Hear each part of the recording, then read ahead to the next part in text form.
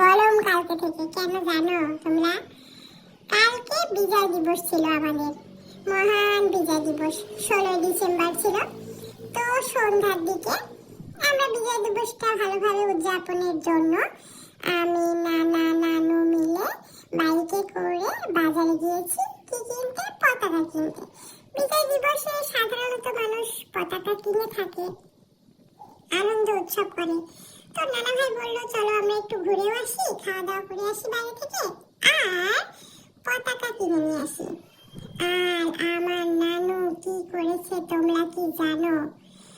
পতাকার দোকানে আমরা যথারীতি গিয়েছি, যাওয়ার পর আমরা পতাকার দাম করছি, আর আমার নানু দেখে শুনে তারপরে দোকানদারকে বলতেছে যে দোকানদার ভাই, সেম ডিজাইনের মধ্যে অন্য কালার নাই,